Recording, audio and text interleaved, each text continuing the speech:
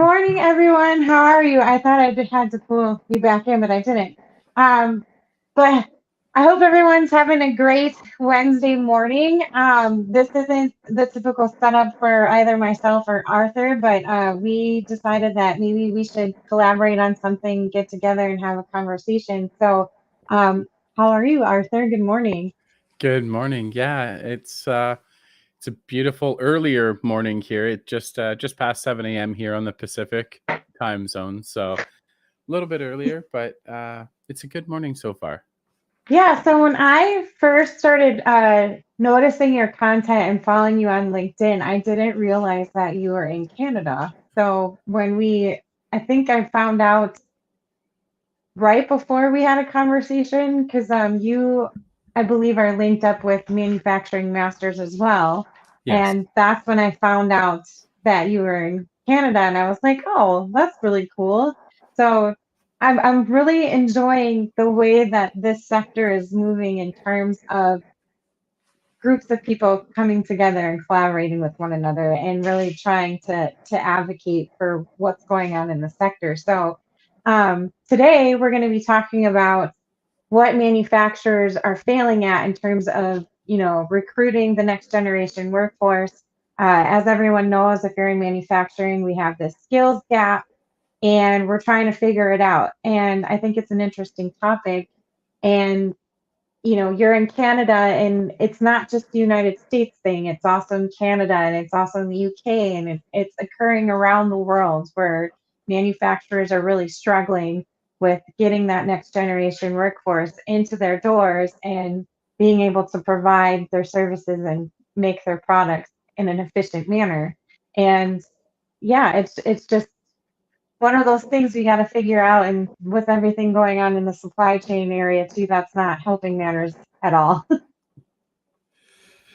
No, it is really nice though, the way that, one of the nice things about the last year is everyone's been working from home. So the whole Zoom teleconferencing thing became more popular, which is really, I've seen such a growth in the last 2 years in the collaboration between people like us who, might be located thousands of miles apart, but because we're out there trying to get our message to people, we're finding new ways to reach people, and then we're finding more ways to work together. And then manufacturing masters launching too was actually really cool, but because Yeah, that's it kind of addresses the skills gap, right? If you have a quality team but you realize there's holes, it's a platform you can go to fill those holes. Yeah, so for anyone listening in, the Manufacturing Masters platform is a collaboration of different experts across different disciplines within manufacturing. So they have CNC machinists, ERP specialists, they have supply chain gurus and marketing professionals. It's every level that's involved with the manufacturing process. So any company that's, like you mentioned, struggling with something, if you subscribe to that channel and look through their videos, I'm sure you will find something there that will help with either your business strategy or your marketing strategy, or even your attention grabbing recruiting and issues that you're having with positions that you want to fill. So it's a great platform. I call it the Netflix of manufacturing. Yeah, and it's nice that we're both featured there as different experts in different areas to support the platform, because it's such an exciting opportunity. Yeah. So I think what would be great is if we started out with, some information about each other. Mhm. I feel like, oh, we already have someone viewing. Hi, Nikki. Good morning. Great to see Morning. you. So I don't know if you want to start off first. I already mentioned that you're in Canada, but what is your expertise and how did you get involved with manufacturing? So before we dive in, I think it would be great for our audience to know why this is something important to us and how we're involved in manufacturing. Okay. So I'll give like the Coles Note version because we don't want to spend the whole time talking about each other's Right, histories. right. But manufacturing wasn't on my radar in high school. In high school, I focused on IT. So I was learning everything computers, from hardware to software. I was teaching my high school teachers. Get out of high school, market's saturated. I still love problem solving, troubleshooting, overcoming obstacles, all these things that drew me to computers in the first place. and I ended up starting in a machine shop, and in my interview, I had to do some precision measurement with my 0 to 1 micrometer, and I corrected the QA guy that was interviewing me. So I thought, okay, for sure, I'm out of this job. But it actually was the start of my career, because he's like, oh, actually, you're right. And I got to do all the tight tolerance work. And it just kind of snowballed from there, from being an operator to learning how to program to eventually challenging and getting my journeyman level ticket here in Canada. You don't have to do the apprenticeship program. You can actually challenge after 10,000 hours. And that's the route I ended up taking. And then from machining, now I've been in technical sales for just over 6 years. I got laid off when the oil took a dive. So it's just, I love problem solving. I love seeing manufacturing grow. And so this has just kind of evolved around here. And now you've got to where I'm putting out videos and collaborating with people like you, Megan, to try to bring more awareness to manufacturing. Because I don't think Yeah. a lot of the youth knows how rewarding this career path can be. Yeah, and I agree with you. I really like your YouTube channel because it's very educational for anyone that wants to know about CNC machining and some of the things that you work with. And for me, I'm not so much on the technical side of things where I'm actually working with the machines and doing the processes. I'm more on the marketing side of things and engineering and manufacturing. So I'm a technical writer. I've been writing since 2008. For anyone that knows me, I also have a video cast series called Mavens of Manufacturing. And I was seeing some of the same, issues where there's not a lot of next generation individuals interested in engineering and manufacturing. And specifically, I was focusing on the women's side of things. So Deloitte is this research survey company that does a lot of survey questionnaires in the United States, and they team up with the National Manufacturing Institute, and they really take a deep dive into some of these issues. And one of the research surveys that I read into was the amount of women in the sector. And I don't know what the numbers are like in Canada, but here, it was averaging around 22 to 23%. One of the newer stats that I saw was from a collaboration that the Women in Manufacturing did with the National Manufacturing Institute, and I think it was up a little bit more at like 33%. So, I mean, it's getting better, and a lot of people are trying to even increase that more, but also with diversity efforts as well too. And I think that's something we should touch on later. But I wanted to start Mavens to kind of encourage younger girls to get involved in engineering and manufacturing. I have an 18-year-old, and she's going to be a surgical nurse. And when I was kind of snooping in on her conversations that she was having with her friends, none of them are really talking about engineering or manufacturing. And when I asked them why, some of them were like, that seems kind of boring, or they didn't really know what was involved with engineering and manufacturing. So I think it's really important that, we have all of these individuals involved in the sector really be proactive and talk about these opportunities. I know Dan Bigger just commented, morning all. Hi, Dan. Thanks for coming. But I was kind of curious in Canada, what are some of the things that you see happening on the manufacturing side that they're trying to do to get more of the next generation involved and excited about these opportunities? So far, I mean, COVID and everything's kind of thrown a wrench in a lot of the different plans that were underway, unfortunately, because a lot of Mm-hmm. them involve in-person interaction. So outside of that, there's the apprenticeship program in Canada. So, oh, sorry. There's the apprenticeship program. And so that's a partnership between employers as well as the government to get these individuals trained in the trades. And sorry, just You're okay. and that partnership allows them to go through. Now, it does require employers to sponsor. So one of the things that I talk with, and I know Thomas Skinner in general across Western Canada talks about, is encouraging employers to step up and sponsor the next generation of trades.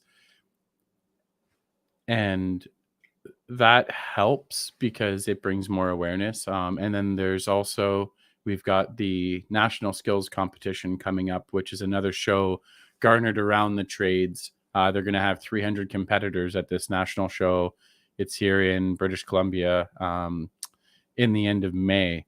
And that's another show that's all around bringing these young tradespeople together to compete on their skills. And there's prizes and there's grants and there's other things that they can win through the competition.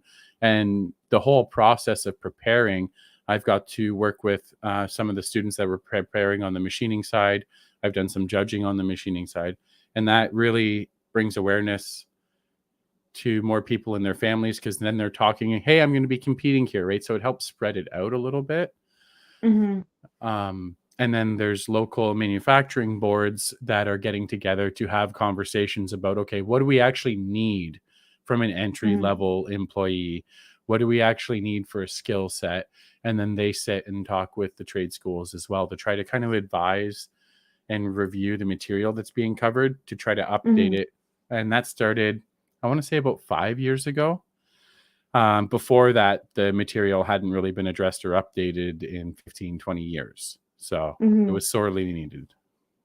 Yeah. So one of the things that I wanted to talk about, and I know I shared this with you last minute, but I actually got it earlier in the week, is this article that Deloitte did again, and it talks about, why there might be this gap. So I've heard different things.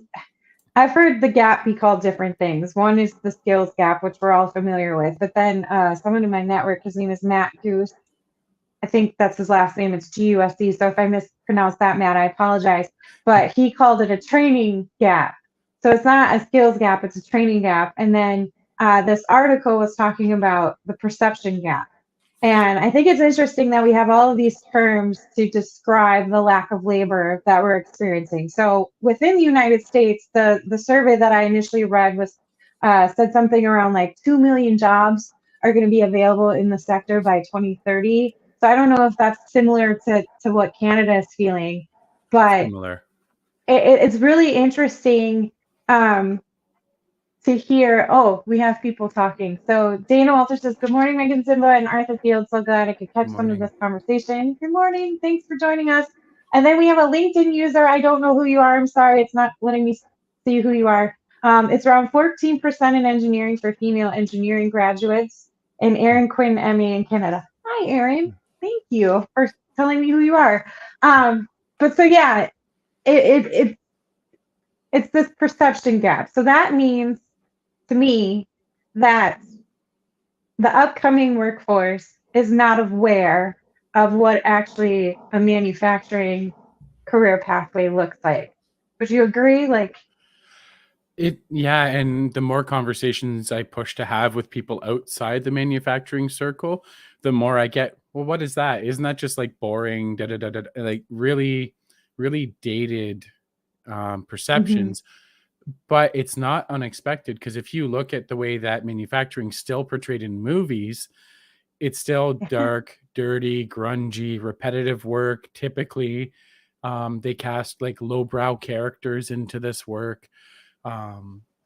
So if that's everyone's exposure to manufacturing, there's no doubt for me why we have that perception gap, because we've got big Hollywood movies that spend billions to publicize something, making it look not very appetizing. Yeah. Well, and you're still going to have those dirty, dangerous moments in manufacturing because it's manufacturing. And, you have to create the metal from raw materials and all that stuff. So there's that side of things. But I think what is going on is with all these advancements in technologies, there's going to be new opportunities that aren't really being shared with the schooling, the educational systems at the younger ages. So even in high school, like we had a talk, and I'm glad she's on. I just saw a comment from her. But Dan said kids have no clue as schools do not highlight it, which is true. And then Deborah said, not only is the upcoming workforce unaware, their parents are also unaware. Many misconceptions are out there. And Deb Prouse is actually from my local community, and I work really closely with her to understand what kids' perceptions are and what they're doing as a high school to really get the community involved in helping them kind of gear towards the right career pathway. I'm actually joining them tomorrow in a meeting to see how the community reacts to some of the changes they're making in their structure. So it'll be interesting, and I'm going to actually have some information on that later. But when one of the conversations I remember having with her and some of the vo-tech teachers in her program is that when students are looking at CNC machining on the course uh, selection packet, Yeah. not everyone's going to know what CNC machining is. And if your parents are involved in engineering or manufacturing, they're not going to know that either. And then the student counselors, if they don't have any experience in manufacturing, they might not know how to describe it or relate to it. And I believe that kids nowadays really want to be a part of something that they know they can make a difference in. So if they read that description and they don't connect with it, they're going to move on to something else that's really going to excite them and they know they're going to be passionate about. So, do you have some similar things going on in Canada that, you know, your schools are struggling with to really get kids to understand what it is that we do in the sector? There is a bit of that, and one of the big things that started to happen up here anyway, is phasing out of all the like the manufacturing trades type program samplers that used to be in high school. There was a time like when I took high school, we had shop, we had electrical, we had construction, we had automotive, we had all these different programs you could take to get a taste, and if you liked it, they could help set you up with an apprenticeship. But talking to teachers now, those programs for the most part have been shut down, and it comes back to the perception. Funny enough, they were like, "Oh, that's just for the dumb kids, and the ones with no future." Yeah, the stuff I've heard, it just like you've obviously never talked to engineers or anyone working in manufacturing because they're typically bright. Now their intelligence may be focused in a certain area with whatever their skill set is, but they're very bright individuals that have a lot of passion and just happen to love making things with their hands. Yeah. But so there's been a lot of loss of like school boards removing funding, selling equipment to buy, you know, supplies for other programs that they deem more academically valid. Hmm. And I think that's something important in this conversation is to remember that it's not just about parents and kids, but also the schools and Hmm. the media as well, and the employers themselves helping to combat that. Hmm. Because like there are schools now who are coming back to it. Thankfully, they started about 2019, end of 2019, high schools looking for support and packages. I know like Haas Automation's been a big advocate of bringing more trade schools to high schools, both in the USA as well as Canada, and the rest of the world. But I know they're heavily involved in the US and Hmm. Canada because they see that as well. So it's nice to have someone on the corporate side stepping up. And Hmm. that's kind of the lay here. There's definitely perception gaps. And Well, you brought up a yeah, good point earlier when we had this conversation, and I want to bring up Dan's comments. Those are all needed still. It's all about language, math, and science. What about art and music? Why are we cutting kids off from those opportunities? And then we have Stephen Craig. Good morning, Stephen. Thank you. He's a great discussion. I work with Instituware. They make tools for electronic manufacturers. Um, so you brought up a good point. It is a perception issue, and the only way that we can get in front of that and ahead of that is being really proactive. And I believe manufacturers should start allocating some of their marketing budget to not only just market to potential buyers and potential customers or leads, but also allocate some of that marketing budget to really get in front of their communities and show how cool, like create some sort of like Nike commercial for manufacturing. Like, have it cool, have it fun and entertaining, because that's the type of excitement we want to build around this sector. And I think that with all these supply chain issues, when I was talking to Deb earlier, she brought up a really good point. She's like, if manufacturers are feeling the consequences of the supply chain issues, she's like, schools are feeling it even worse.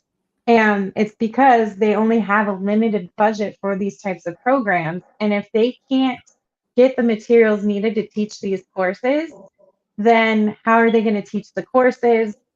If they can't get the students in to take the courses, um, they're going to drop those courses and then they're going to lose that budget and it's going to go somewhere else and it's really hard to get back. There's also the issue of teachers retiring and leaving.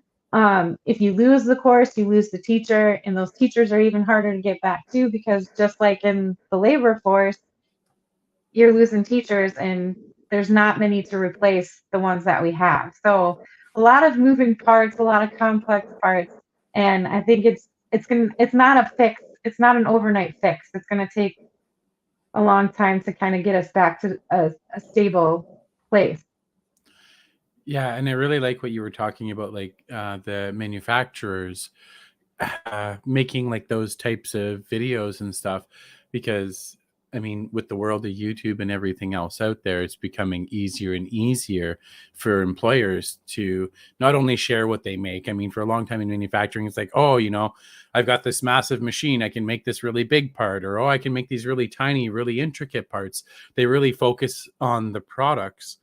Um, which is great. It's awesome to know, and it's great to see. I mean, it gets a lot of clicks because these are some really cool things.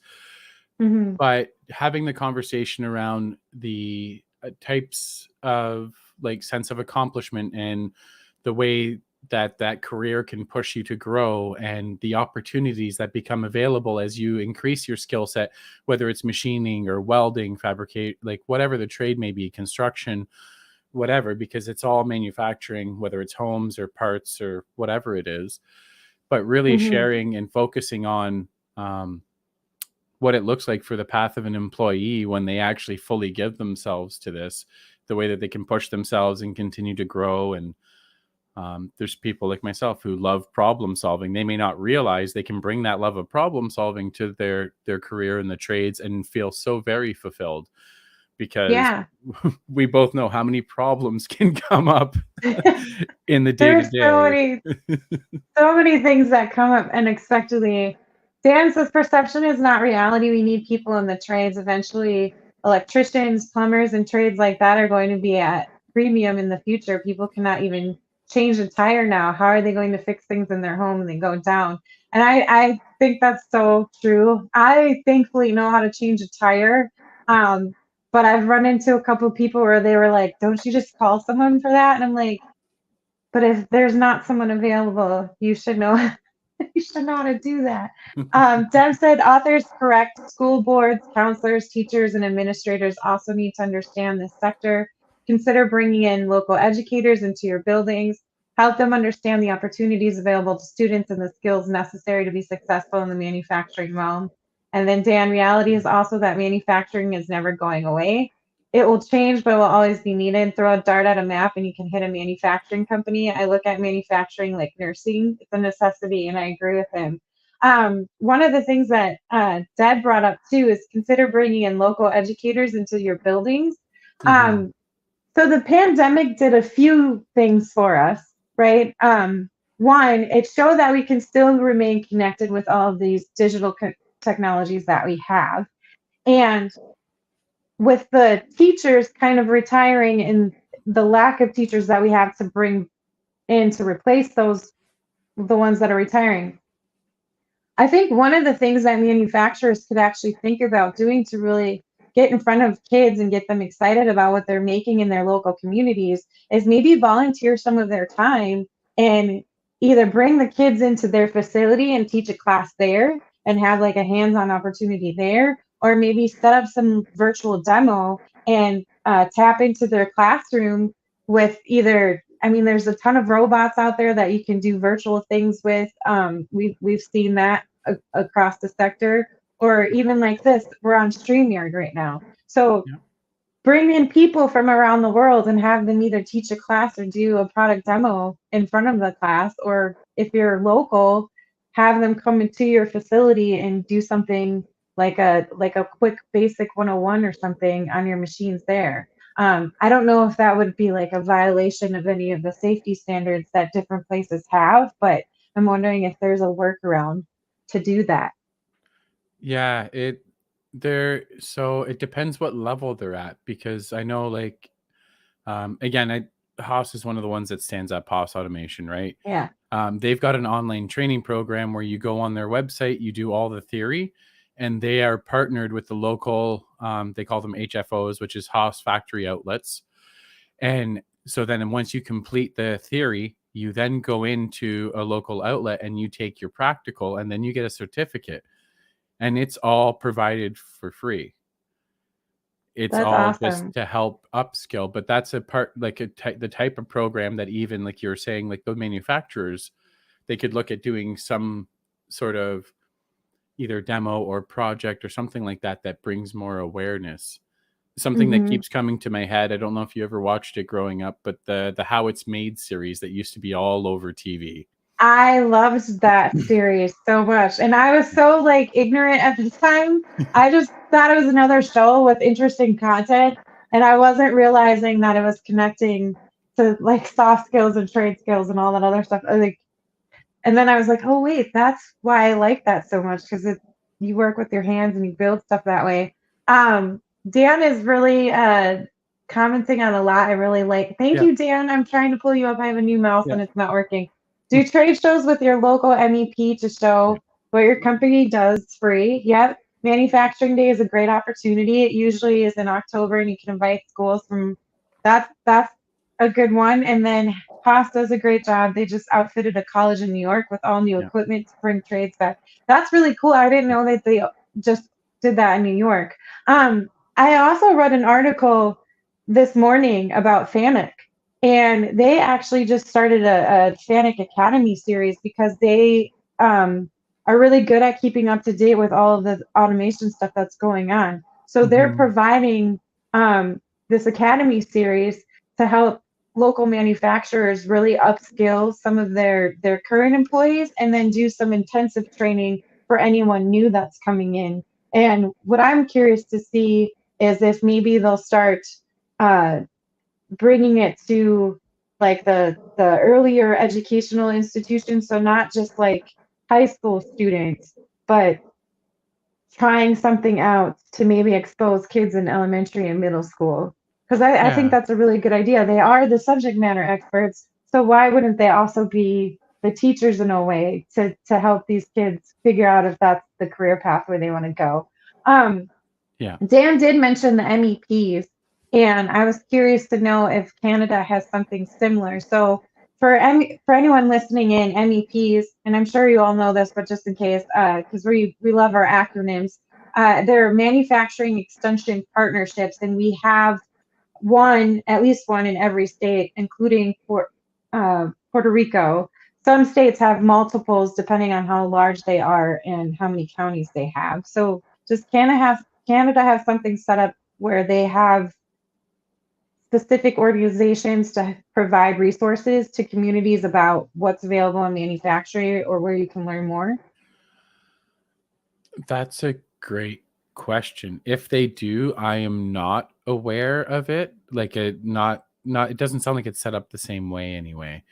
Right. Um, like, we do have like manufacturing days, and um, we've also had like the skills competitions are talked more about up here, which is something that Yeah. like grade schoolers will go to as well.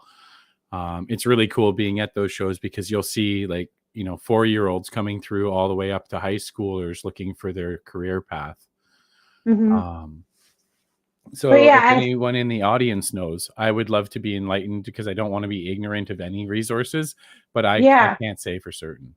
there's so many in the United States, and I've connected with two. But Dan, yes, I'm going to take you up on that because I'm trying to get more involved with actually connecting with people in the communities so that I can connect them with some of my network of individuals who are actually in manufacturing. So when I did my event back in October, there was a she was a senior. She loved welding, and I told her I talked to Fairbanks Morse, and she's like, "Can you please set an introduction because I want to be a welder at that company." So I actually introduced her to the CEO of the company because we were connecting on some other things, and they actually brought her in and gave her a facility tour. So I feel like people need to know that it's really easy to connect with your educational institutions in your community. It's nerve-wracking for me to talk to teenagers or kids in general. I don't know why. Like I have an easier time talking to adults, but if you show that you're interested in helping them, they're really appreciative. So I know she was really grateful that I was able to connect her, and I hopefully she'll be a future welder, but we'll see. That's really nice that you took the opportunity to support, though. I mean, that is what you're about, but I just love hearing about it, right? It's why I started following the Yeah. journey in the first place. Yeah. So there's other things too that people think manufacturing is lacking in. In one, which I'm hearing a lot more of, is work-life balance or career progression opportunities. So some people think that if you have a manufacturing career, there's really not a lot of room for growth Mm. and to move up the ladder. And I that like with the way things are going now, that's just not true. There's a lot of room for growth, and it's actually one of the highest hourly payment opportunities available compared to some other sectors. So, in your experience with talking to the people that you've talked to, what are some manufacturers doing to kind of showcase that growth in their company? How are they getting people into the doors to understand that, hey, if you start here, you actually have a really long, stable job and you can grow Mm. and learn new things? What are they doing to help people along the career pathway? Well, I wish it was a lot of them, but there are a few that are. And a lot of what I see them talking about more is about the culture, even through the whole interview process. They will talk about the culture and their focus, as well as the products that they're making and their vision, not just for those products, but like the company's stance on the global impact that they make. And they talk to Mm, those areas to help their candidates see that, this employer cares. They've got a vision. They've got a vision for their employees. They offer educational discounts or reimbursements or full payments depending on the company, and they really have that. And then within the companies, I actually worked at one where I got to help design and tweak. They called it a training matrix. So each okay. level of worker, you had like your entry level skills, and then there was, say, 4 skills, and then you're at the next level up. And then once you have Okay. those 4 skills, okay, 3 more skills, I'm at the next level. And so it creates a very, very clear progression. And they're like, if you just want to stay at this level, that's okay. But our desire is that everyone wants to continue to grow through the spectrum. And then at the far end, they've got their top set of skills, which is usually like a journey level ticket education Hmm. on the far end that you're working towards. And they kind of break it down in bite sized pieces. And some people might do it very quickly. Some people might not do it at all, but that's the kind of stuff I see them setting up. And it Okay. works really well, even if they're not the top paid shop, because the employees or the potential employees see the possibility there. Yeah. So I've seen quite a few strategies. I want to get to Dan's comments too. He's like, communication is another, we need to work as an industry and not wait for the governments to fix these issues. Um, I agree to that to a point. I still think we need some help from the government in terms of funding some of these programs and finding a way to connect certain dots, because it can be a national security issue for any country if you don't have a strong manufacturing base. So I think leadership within communities is really important to get involved in these conversations so that they can advocate for the local manufacturing companies as well too, and start strengthening up some of these smaller communities, because if you leave them behind, then it could actually collapse the whole structure, in my opinion. So I agree to that to an extent, but I still think we need some help. It probably shouldn't be a priority though. And then Dana said also if you are in the local Chicagoland area, check out Greater Chicago Advanced Manufacturing Partnership. They help connect manufacturers to educators and students interested in manufacturing as a career pathway. So they're also known as GCAMP. That's their acronym, and they do a lot to connect local manufacturers to different resources and vice versa. So like community members. Um, and I think that's really important too, is having these smaller organizations providing those resources and connecting the dots, just like yourself and myself are trying to do Yeah. on a smaller level. Um, but yeah, I've seen some companies where they weren't offering that tuition reimbursement for continuous improvement and upskilling Yeah. before, and now that's part of their benefit package. And even with like families too, one of the interesting things that I see happening is they're actually extending not just maternity leave, but paternity leave also for fathers, which I think is excellent because it's not just like a single individual's responsibility when you start a family. Like you have both parents, and if both parents can collaborate and one take a certain time off and the other take another time off, that can be really helpful during those early years of having kids. So I think it's interesting to see the creative ways that manufacturing. I know some companies are considering extending childcare benefits as well too, because those can be really expensive. Hmm. Or they're actually considering bringing on like a daycare to their facilities so that parents can bring in their kids and have their kids hang out while they're working, which is interesting. Go Well, yeah, and ahead. it really speaks to well-being and flexibility, which is something in that the one Deloitte, however you pronounce it, study that you sent me. They're like in the people that they polled, that's actually something that continues to climb. They want to know about their sense of well-being, so and their flexibility. So, like you said, the paternity leave, everything else, or daycare, all of that kind of stuff. Something else I've seen is offering free gym memberships and other things like that. Be like, hey, like you come here, we'll pay for your gym membership, because again, that whole well-being aspect now is becoming ever more important for the younger workforce. I actually worked for a company that had a gym in its facility, Hmm. because the That's owner awesome. was really a health buff, and he wanted to extend that to all of his employers, so or employees. So it was really interesting, and a lot of the machinists would come in right before their shift, do a quick workout, go to the shop floor. Some did 2 day workouts or 2 a day workouts, which I think is insane, but they would go to the shop floor, then go Yeah. back to the gym, and then they would leave to go home, and it was just really convenient for them, and it helped with their productivity for sure. Like they were more productive. um Nikki also said if high schools can have on-site daycares, big manufacturing companies can too. I think True. that's I went to a high school that had a daycare. I don't know if that was a good thing or a bad thing, but it had a daycare, so it was trying to accommodate young parents. Yeah. um So yeah, other things too that I think is interesting. So when I initially thought of a manufacturing job, I thought, 9 to 5, or like you had to work specific hours. Yeah. And I think it's interesting that some companies are adjusting that and doing more of a fluid work schedule. So they're allowing employees to choose if they want to work like 3 12-hour days or 4 10-hour days and then extend their weekend.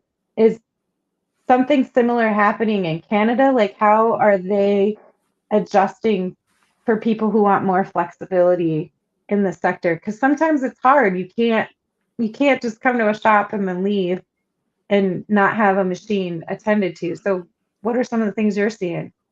So some of the things I have seen, and this goes all the way back to when I was the one organizing schedules when I worked as a lead hand supervisor.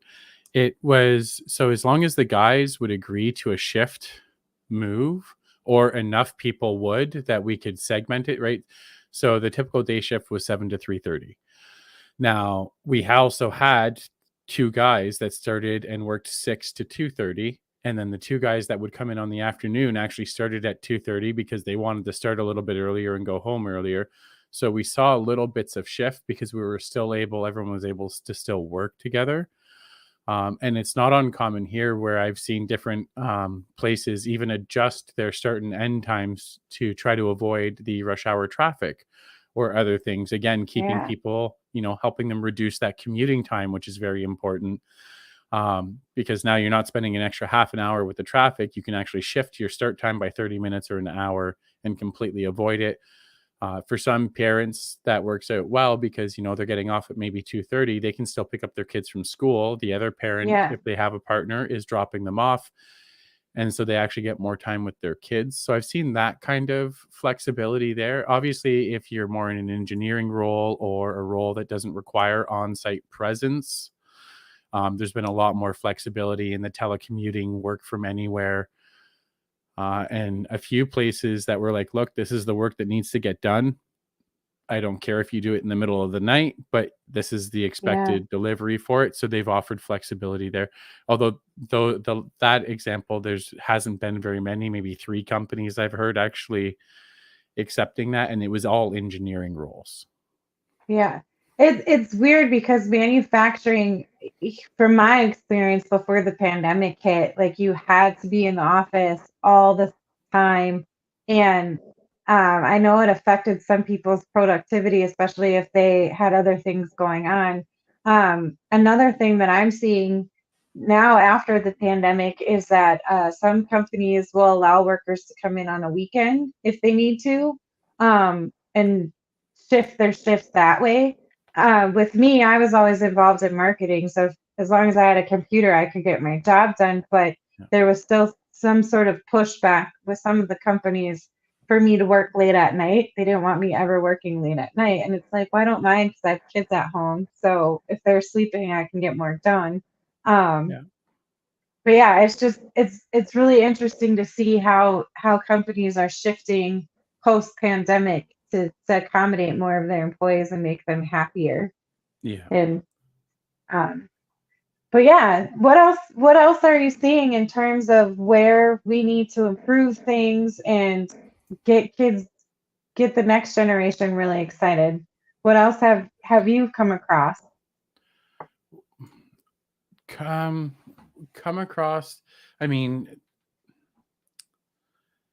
I don't want to rehash stuff that we've already talked about. The one thing that keeps sticking still is that whole like how it's made idea for companies to start doing with some of their own products or the parts Hmm. and processes that they make, because I think it'd be a great way to showcase the automation and other technologies that, young kids are really interested in, but Yeah, they when they think manufacturing, they don't think about the fact that, manufacturing technology, I get updates from some companies every 3 to 6 months on new ways that they've innovated.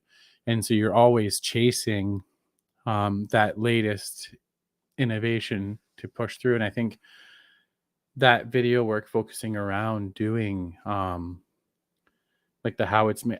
Sorry, I'm so stuck there right now in my head, Megan. no, I know that's it doesn't okay. really answer because it's not stuff I've seen. It's just what I would love to see more Yeah, of. I wish that. So you brought up the national skills competition that Canada's doing, and I Mhm. know we have something similar in the United States, and then there's the global skills. Yep. And I haven't dug too much into it because of my transition from my full time to my freelance work. But Mhm. we televise the Olympics, and we televise certain sporting events. And here in the United States, I don't know if you've heard of First Robotics, but they have Yep. a national competition here in the United States with robotic teams that battle each other out. And it's like, okay, why aren't we seeing that? So, one of my new favorite television shows is called Lego Masters. And Oh. then there's also another one called I think it's Domino Masters.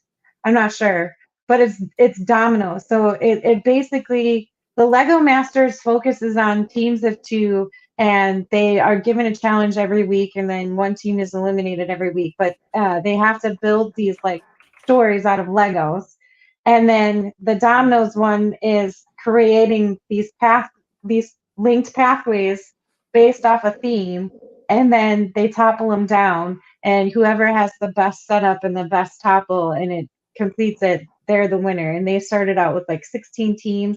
But those were things that I saw on television, and I know about FIRST Robotics because I'm within the sector. But before I was in the sector, I never even knew that it existed. I didn't even know it was around. And it's so cool to personally experience it. And I'm just wondering if there's like a way to broadcast that bigger.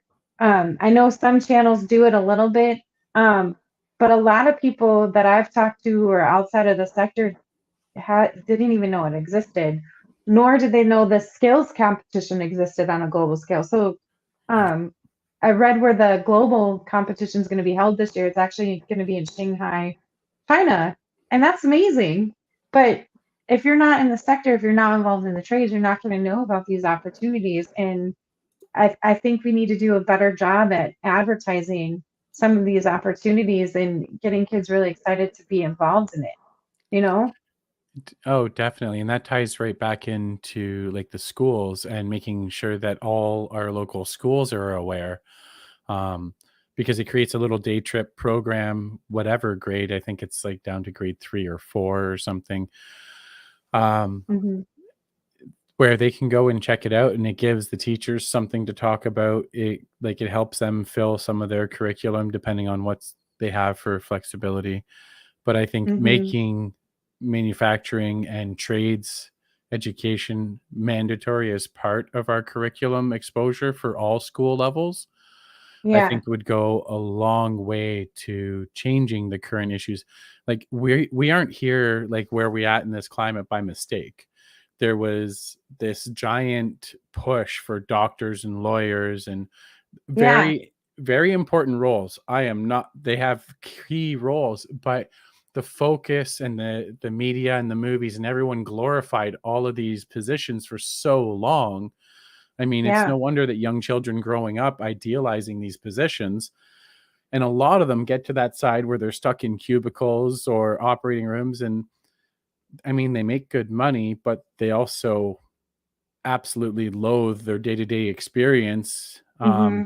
because they grew up with a creative problem solving mind, and now they're just told to, shut up, sit down and do their work. Meanwhile, they'd Yeah. love to be working with their hands or using their brain a little bit more every day rather than just doing mindless data entry. Yeah. And that's an interesting point too, because I actually talked to a student who wasn't very good at math and science. Like he was okay at math, Yeah. but he was obsessed with the medical industry because of what is that show called Grey's Anatomy. He was Yeah. obsessed with it, and he was like, I want to be a surgical nurse or a surgical doctor because it seems such a great career opportunity and this and that, but my grades aren't so good here. And I was like, well, why wouldn't you consider maybe manufacturing for the medical industry? And he was like, well, I don't even know what that looks like. Mhm. And we were talking to him about additive manufacturing because that's up and Yeah. coming still, and there's so many advancements coming in that process. And I showed him a video on how some companies are 3D printing prosthetics for amputees, Yeah. and how it makes that whole process for them ordering it, getting it fitted a lot quicker and more cost efficient because prosthetics are not cheap. They can run a really high price tag, Yeah. but additive manufacturing cuts that cost, and it's actually a better fit because they can do all that scanning now and putting it in the CAD file and then taking that and putting it into the machine. And he Yeah. was like, I didn't even know this was a thing. Like he didn't know 3D printing was a thing. He didn't, and so it was cool because he actually went to school and now he's works for a 3D printing company in the medical Oh, industry. that's So it was awesome. really cool to see that connection. And I think that's where another misconception lies is that just because you're not good at math or science, or you might not think a certain way like engineers think, Yeah. there still might be an opportunity for you in this sector to pursue. there also might be an opportunity for you to learn it differently than you're learning it in high school. So, Yeah. I mean, mentors are important as well in this sector, and I think companies should start incorporating those more if they haven't already. And I don't know if Canada has something where they're developing like a mentor program, but a lot of companies are strategizing for that here, it seems like. So, Yeah, I would love to see more of that. There started to be a shift even in the last 6 months where I've noticed they're starting to hire people into mentoring roles now with the goal to attract young talent and saying, look, we have someone that's here to mentor you, to guide you through. That's their only responsibility. I've only heard of 2 places doing that right now. Um, but there was something that you mentioned about, oh no, I lost it now. that's Before we okay. talked about the mentoring thing. With I lost it too because I looked at this comment. Deb says, I love this discussion. My grandfather and great grandfather worked in manufacturing. As you think about getting schools involved and helping students and parents understand, please also think about how to support the schools with equipment and or money for trips. That's a great idea for sponsorship. In the Yeah. States, most schools are struggling with funding. Sometimes there's no money for these schools events to happen. That's so true. Like, I don't know if you have any insights on that. That was one of the things that I wanted to touch on. So, you know, IMTS, right? The trade show that Yes. happens in Chicago. It's a big trade show. I I would love actually, to go. oh, I've you never haven't been. been? No, I've never been. It's so fascinating. So when Deb, who is part of the high school that I graduated from, when I did my event, I asked the kids if they would be interested in going to IMTS, and they said yes. So one of the things that I'm working on right now is getting a bus funded to take them to IMTS so that they can see the student center there and or the student section there and actually talk to some of these manufacturers. Because I think that's important too, is they need to actually talk with the employees from these companies and get a sense of how their career was at some of these companies. But did you remember what you were going to say or No, no, I was trying to it's remember what because once we talked about the mentorship thing, it's something I'm really passionate about too. So it was like, oh yes. yes. And it totally like cleared the slate, unfortunately. Oh, Hmm. that happens early morning on live TV shows. But yeah, so I think there's a lot of things that companies can definitely consider and do differently to help close the skills gap. I know that there's this fear that automation is going to take jobs away from away from people, but I think that is another misconception. Um, it's really filling those redundant, repetitive processes that are Yeah. tedious and then opening up opportunities for new positions. So I wanted to just crush that misconception as well too, because Yeah. it's important to have some of these processes automated just to provide a safer environment for employees so they're Yeah. not getting like arthritis and all that other stuff. But um, I know that we're running low on time, so I just wanted to kind of get your final thoughts on this and, you know, what are some of the things you are doing personally to connect your company that you work with to some of the schools or programs or events that are really geared towards getting the next generation workforce ready to come into the labor force and get them excited about it. Yeah. So really quick, I did remember the one quick little thing. I failed out a grade 12 math. I went back and got better math when I started becoming a machinist. I didn't have good math when I became a machinist.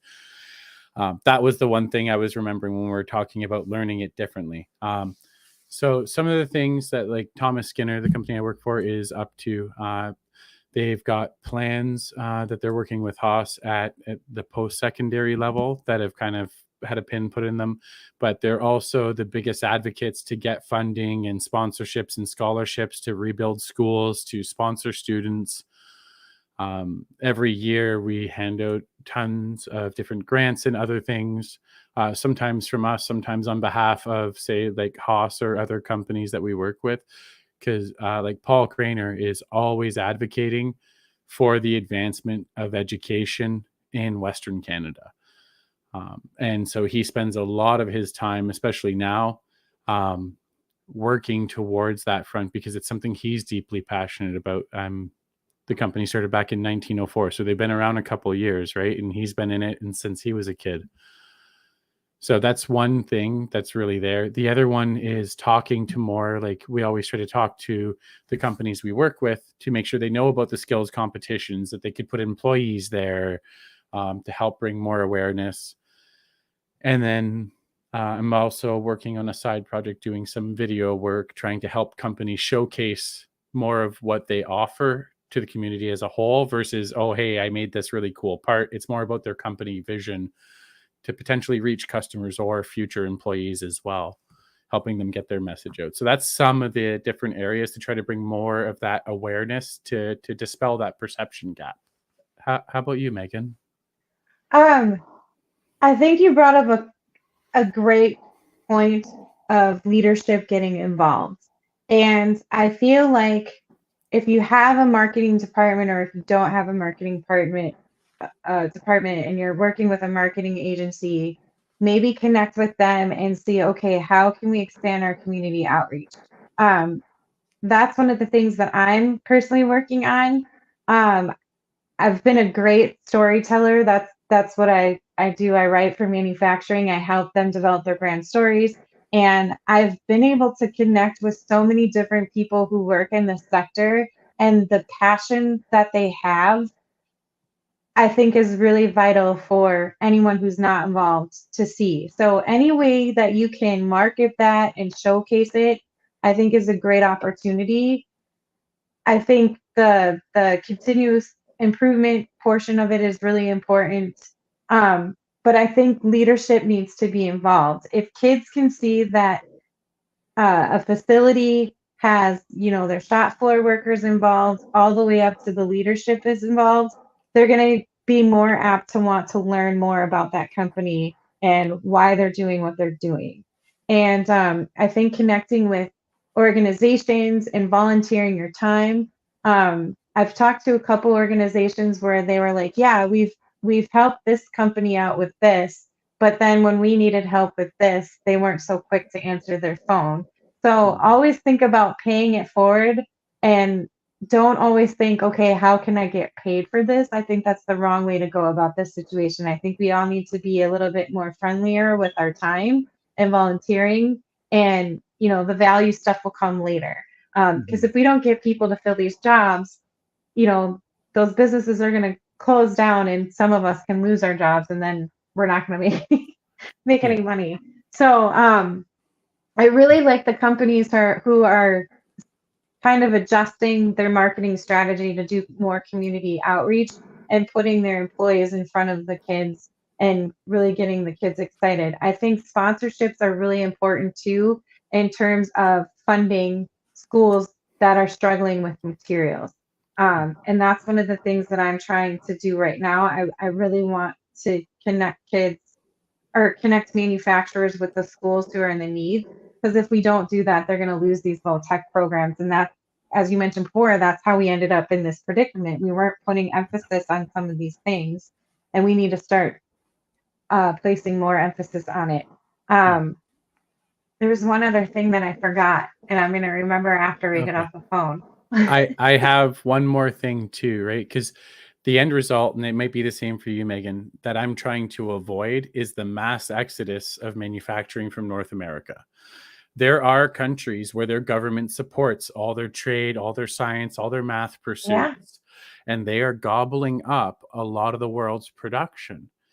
Now, if we don't invest and we don't have these conversations like we're having, and we don't start looking at this at the employer and the employee and the school level and the parents and the teachers and everything, that's the future that I see happening. And that terrifies me because yeah. our entire economy is going to collapse without a robust manufacturing sector.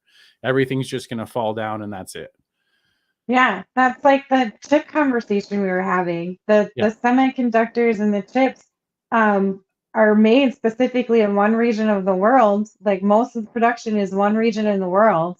Yeah. And there's, to not get into politics, but to kind of get into politics, there's conflict in that area.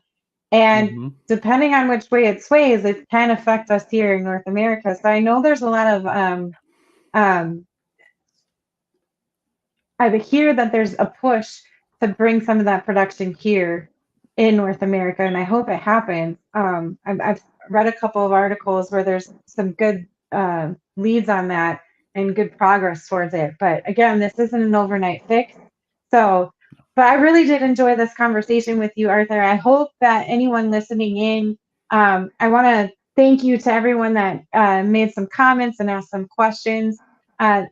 This is going to take a village, and Yes. I'm glad that Arthur came on, because even though he's from Canada and not necessarily here in the United States, manufacturing in North America is important, and by us working together and having these conversations, like you mentioned before, is really going to help us maybe develop a better strategy and get more people involved and care about the sector. So Arthur, thank you for joining me and doing this collaboration with me. It's always been a pleasure. Thank And you. for anyone listening in, if you have questions for either myself or Arthur, we're both available on LinkedIn and all of the social Yep. media channels. Do you have a link that you want to direct them to, or? Um, no, connecting here and then we can converse and see where but the one thing, like if anyone watching this is like, oh, but they don't know about, please send it to us. I would love to know Yeah, more about this area. If there's anything where you're like, oh, if I'm ignorant about something, please let me know. I love yeah, learning new things and I would be happy to share it out so more people can become aware. yes. And I ditto that. And then Deb Crossan, thank you. Thank you, Deb. Thank you, Dan. Thank you, Thank you. Nikki. You can go to my LinkedIn or Mavens of Manufacturing as well too. And yes, send me information. Everyone have a great Yeah. day. See you later.